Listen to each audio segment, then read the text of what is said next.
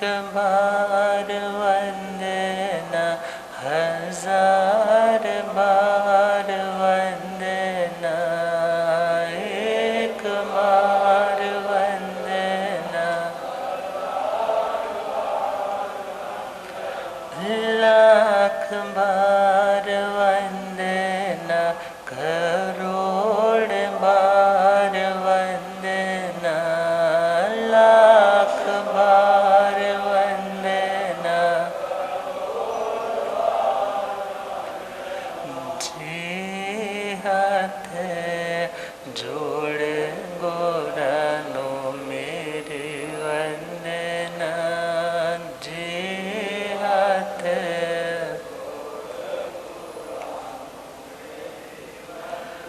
डगमग डोले नैया मेरी, डगमग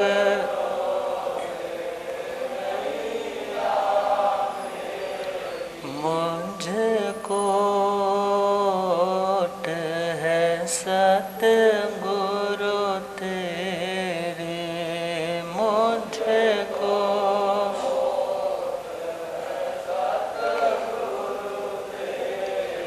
जियसा भवसागर पार लंघना, जियसा भवसागर, जी हाथ जोड़ गोरानो मेरी वंदना, जी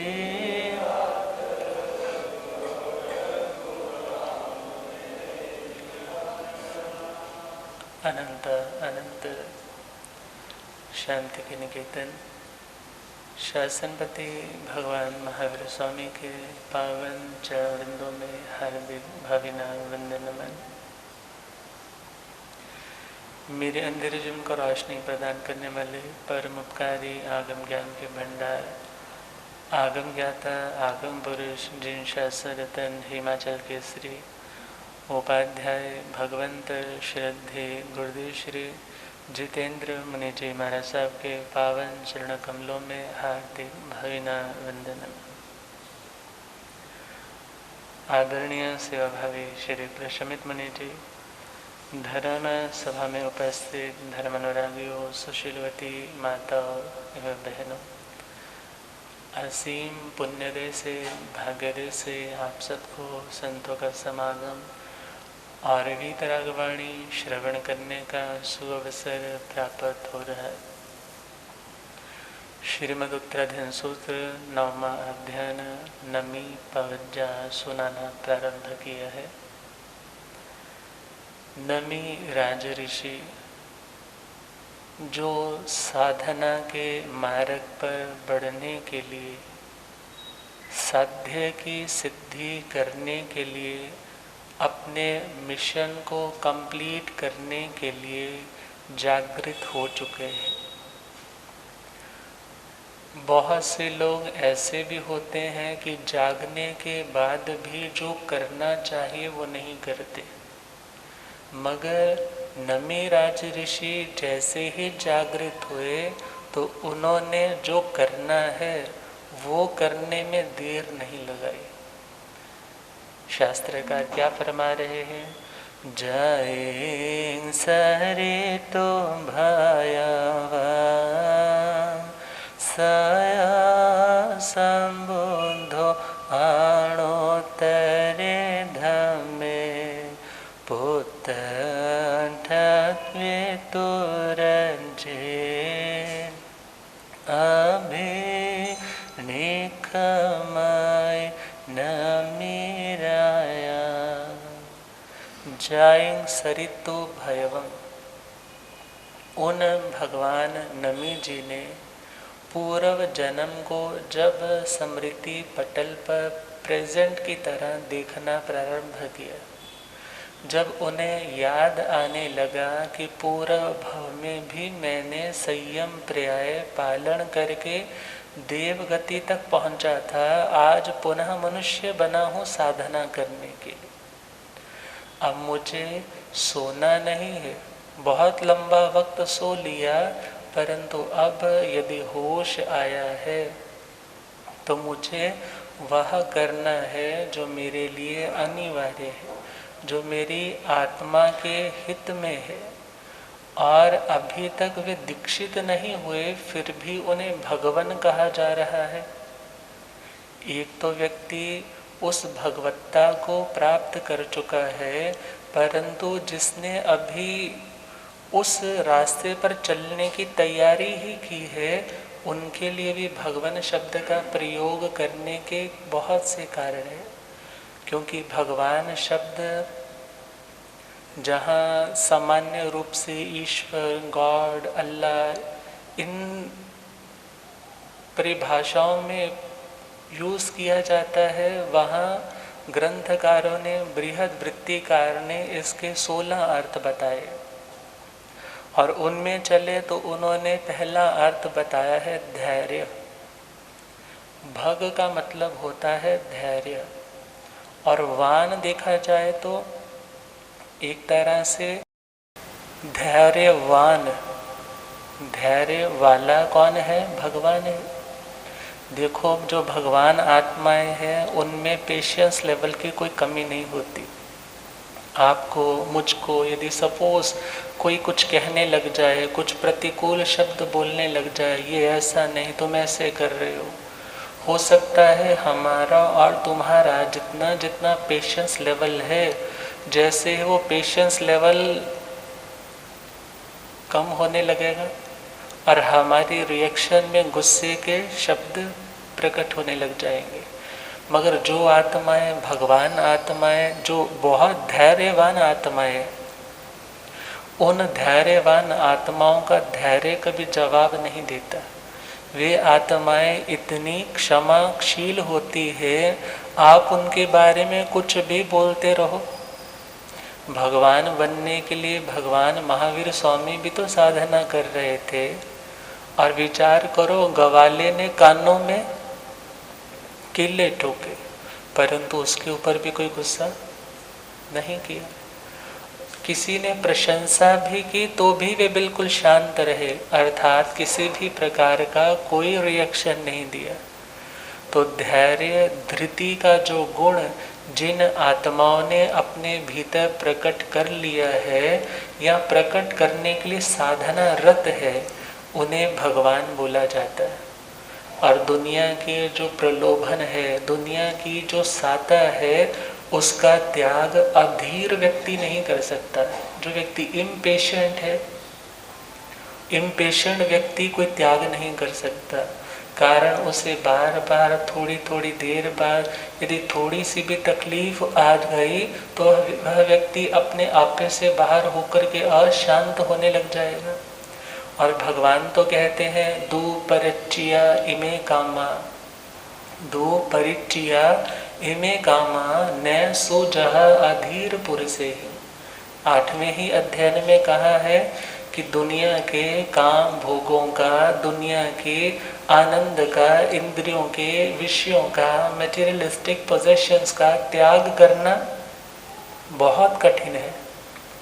मगर उसी के साथ हम देखें, जो अधीर व्यक्ति है न सूझा, भगवान कहते हैं जो व्यक्ति अधीर है, अधैर्यवान है, इम्पेशेंट है, ऐसे व्यक्ति के लिए इन चीज़ों का त्याग करना बहुत मुश्किल है।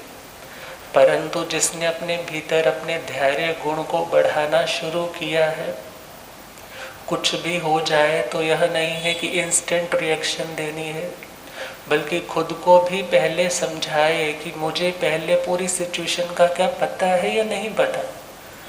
रिएक्ट करने तो जा रहे हैं, परंतु जब आप थोड़ा ठहरना सीखते हो तो धीरे धीरे आपका धैर्य गुण भी बढ़ने लग जाता है।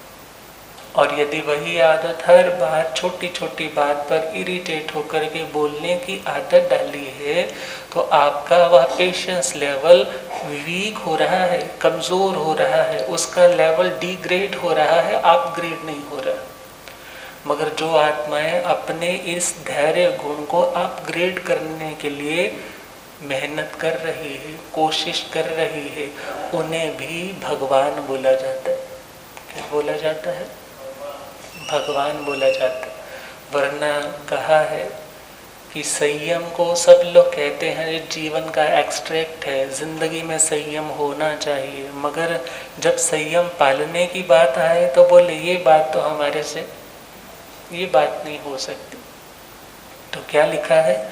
संयम जीवन दासा, संयम जीवन दासा, कहना सौखा है। संयम जीवन दासा, कहना छड़ना दुनिया दा प्यार बड़ा है औखा है। छड़ना दुनिया दा प्यार बड़ा है औखा। कठिन क्यों है? मुश्किल क्यों है? हार्ड क्यों है? मुश्किल उसी व्यक्ति के लिए है जिसके अंदर अभी धैर्य का गुण पैदा नहीं हो। क्योंकि साधना में इस मार्ग पर जहाँ मेहनत करने के लिए बोला जाता है, वहाँ धैर्य रखने के लिए भी बोला जाता है। क्योंकि यदि धैर्य नहीं है तो व्यक्ति कहेगा मैंने तो 5 साल रेगुलर समाई की, मुझे तो कुछ मिला नहीं। तो वह व्यक्ति कहेगा जब मिला नहीं तो मैं तो छोड़ने जा रहा हूँ। इसी प्रकार देखा जाए ये मार्ग अधीर लोगों का नहीं है। ये किन लोगों का है? धैर्यवान लोगों का है। और वह धैर्यवान भी कोई इलॉजिकल नहीं है। वो धैर्यवान भी इसलिए है क्योंकि वह जानता है पहले वो कर्म डाला था, उसका बीज डाला था, आज उसका फल मिल रहा है। आज डाल रहा हूँ तो उसका भी फल कभी ना कभी मुझे मिलने वाला है। जब आत्मा को नित्य, शाश्वत, अमर, अजर मान रहे हैं, आगे के लिए भी मान रहे हैं कि आगे भी रहेगी, फिर कर्म के फल के प्रति इतने चिंतित या व्यथित क्यों होते हो कि नहीं मिल रहा? क्योंकि जो किया है जब तक नहीं उसका भुगतान होता, भले अच्छा है भले बुरा है, तब तक आत्मा उस कर्म के बोझ के साथ ही युक्त है। तो जो आत्माएं धैर्य गुण से संपन्न है उन्हें भी भगवान बोला जाता है। और नमी राज ऋषि, विचार करो कितना धैर्य होगा। इतना कुछ है उनके पास, ऑलरेडी कंफर्ट जोन में रह रहे हैं, परंतु फिर भी छोड़ने जा रहे हैं।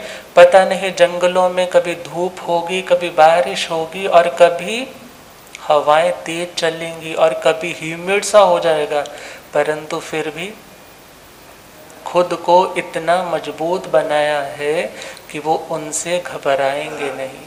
तो वैसी आत्माएं भगवान स्वरूप है। सौभाग्यवान को भी भगवान बोलते हैं। जो व्यक्ति सौभाग्य से युक्त है उसे भी भगवान बोलते हैं। देखा जाए एक समृद्धि तो लौकिक मैटेरियलिस्टिक होती है, और दूसरी समृद्धि हमारी स्पिरिचुअल होती है, आध्यात्मिक समृद्धि होती है। तो नमीराज ऋषि जी के पास घर की लौकिक समृद्धि की भी कोई कमी नहीं है, और आध्यात्मिक समृद्धि देखा जाए तो वे उस समृद्धि के मार्ग पर बढ़ने के लिए वैराग्य से भरे हुए हैं, इसलिए वे भगवान है। नेक्स्ट देखे तो महात्म्य, जिसके अंदर महिमा से युक्त गुणों का साम्राज्य है, अर्थात जिन गुणों के कारण व्यक्ति बड़ा बनता है। जिन गुणों के कारण व्यक्ति बड़ा बनता है, सिर्फ नाम के आगे बड़ा पद लगाने से कोई बड़ा नहीं होता, उम्र बढ़ने से दुनिया के लिहाजे से बड़ा होता है। परंतु लिखने वाले ने लिखा है, if you are not beautiful at the age of 16 it is not your fault, but if you are not beautiful at the age of 60 it is surely yours. 16 साल तक भी तुम खूबसूरत नहीं हो, ये तुम्हारा दोष नहीं है, मगर 60 साल की उम्र तक भी तुम यदि बदसूरत हो तो ये सच में तुम्हारा ही कसूर है। अर्थात सौभाग्य एक समृद्धि तो दुनिया की और एक समृद्धि अध्यात्म की। यदि सपोज 16 साल तक वो समृद्धि आप नहीं अर्जित कर पाए तो कोई बात नहीं, एटलीस्ट 60 वर्ष तक तो आपके अंदर वो समृद्धि आनी चाहिए, धर्म की समृद्धि। धर्म के मार्ग पर आप प्रॉस्पेरिटी को अटेन करने वाले तो बनने चाहिए। और नमी राज ऋषि तो सौभाग्यवान भी है। अगला पॉइंट है यश। जो यशस्वी है, जो यशवान है, ऐसे व्यक्ति को भी भगवान कहा जाता है। अर्के, सूर्य को भी भगवान बोला जाता है, अर्क बोला जाता है सूर्य को। तभी तो कहते हैं ना, नरक, नरक को नरक क्यों बोलते हैं पता है आपको? न विद्यते अर्क इति नरक। जहाँ पर अर्क अर्थात सूर्य की रोशनी नहीं है, जहाँ प्रकाश नहीं है, उसे क्या बोलते हैं? नरक। और रोशनी मीन्स पॉजिटिविटी और नेगेटिविटी का मतलब अंधकार। जहाँ पर कोई पॉजिटिव पॉइंट ही दिखाई नहीं देता, हर ओर से कोई ना कोई प्रहार कर रहा है, कोई मार रहा है, कोई काट रहा है, कोई चिल्ला रहा है, अर्थात जहाँ पर टोटल अंधकार ही अंधकार है, उसे बोलते हैं नरक। परंतु अर्क, अर्क अर्थात जहाँ सूर्य का प्रकाश विद्यमान है। और यहाँ पर देखे जो सूर्य के भांति तेजस्वी है, उन्हें भी भगवान बोला जाता है। आगे बताया है श्रुत। जो व्यक्ति श्रुत से युक्त है, श्रुतवान है, ज्ञानवान है, उसे भी भगवान बोला जाता है। आगे बढ़े तो धी। धी का मतलब होता है बुद्धि। धी किसे बोलते हैं? बुद्धि। क्योंकि बुद्धि एक पात्र के समान है जिसमें आप बताई हुई उन बातों को धारण, ग्रहण, उन्हें रख सकते हो संजो करके, इसलिए उसे क्या बोलते हैं? धी। और जो धीमान है, जो बुद्धिमान है, जिनका इंटेलेक्चुअल बहुत शार्प है, उस आत्मा को भी क्या बोला जाता है? भगवान। और आगे बढ़े तो श्रिया। श्रिया लक्ष्मी को बोला जाता है, श्री वैभव को बोला जाता है। तभी तो क्या कहते हैं, हमारे घर में श्री का आगमन हो। आप लोगों को श्रीमान क्यों बोलते हैं, कभी विचार किया है? श्री मीन्स लक्ष्मी। जो लक्ष्मी से युक्त है उसे क्या बोलते हैं? श्रीमान। श्री मीन्स लक्ष्मी और उससे जो युक्त है वो कहलाता है श्रीमान। और जो श्री से समृद्धि अर्थात लक्ष्मी से जो युक्त है उसे भी भगवान बोलते हैं। और आगे बढ़े तो तप। जो तपस्वी है, जो आत्मा तप करने वाली है, उस आत्मा को भी क्या बोला जाता है? भगवान। क्योंकि तप भग शब्द का ही एक सिनोनिम है। तप और भग ये दोनों एक ही बात है। और देखे तो जो भगवान है वो तपस्वी है, कहा जा सकता है जो तपस्या कर रहा है वो भगवान बनने की तैयारी कर रहा है। आगे बढ़े तो अर्थो, प्रयोजन। अपस्थ अर्थात जो सबका उत्पत्ति स्थान है, उसे भी दुनिया में भगवान बोला जाता है। मगर हम देखें तो जिनसे हमें सम्यक ज्ञान मिलता है, सम्यक ज्ञान की उत्पत्ति जहाँ से होती है, जब तीर्थंकरों को केवल ज्ञान होता है और वे ज्ञान की धारा गणधरों तक पहुँचती है और गणधर भगवान उन्हें लिपिबद्ध करके आगे आगे सूत्रों का रूप दे करके आगे धर्म को विस्तृत करते। और यहाँ देखे जो हमारी मुक्ति का मेन कारण है, क्योंकि सम्यक ज्ञान होगा तभी तो आगे बढ़ पाएंगे।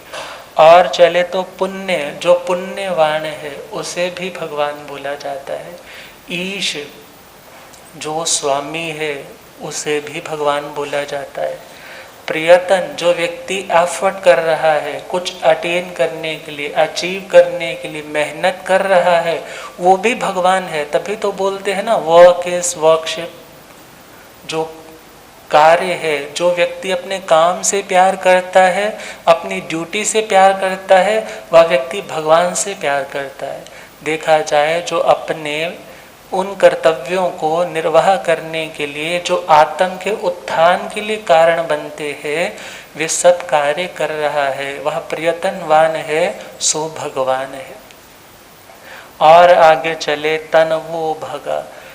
तनु पतले को भी बोलते हैं, सूक्ष्म को भी बोलते हैं, और तनु शरीर को भी बोलते हैं। और यहाँ हम देखें जो बहुत सूक्ष्म है, अर्थात जो हमारी इन स्थूल दृष्टियों का विषय नहीं बनता, क्योंकि चमड़ी की आंखों से आप चमड़ी की चीज़ देख सकते हो, चमड़ी की आंखों से आप चमड़ी की चीज़ देख सकते हो, मगर जो रंग रूप गंध रस स्पर्श से ही रहित है, उसे आप इन आंखों से नहीं देख सकते। और आत्मा की दृष्टि से देखा जाए वो सूक्ष्म है, इसलिए उसे भगवान बोला जाता है। और साथ में चले तो तनु, यदि हम शरीर को बोले तो जो शरीरवान है, जो देह में रह कर के भी मुक्त की तरह है, उसको भी भगवान बोला जाता है। और देखा जाए इतने सारे अर्थ यदि हम श्री नमी राज ऋषि पर घटाने लगे तो लगभग सारे अर्थ ही घटित हो जाते हैं। मगर हमें यहाँ पर क्या देखना है? पहला पॉइंट है बुद्धिमान। नमी राज ऋषि कैसे हैं? बुद्धिमान है, वो समझदार है, वो जानते हैं कि मुझे अब इन सब का त्याग करना है। क्यों त्याग करना है? ये रिलेशंस रियल नहीं है, ये रिलेशंस रियल नहीं है, ये संयोग एक दिन वियोग में बदलने ही वाले हैं। इसलिए मुझे इनके साथ रह करके अपने राग द्वेष को और बढ़ाना नहीं। जब पता है लास्ट टाइम छोड़ करके ही आगे ट्रेवल करना है, तो समय रहते ही मुझे अलग रह करके अपनी आत्मा का अनुभव करना चाहिए।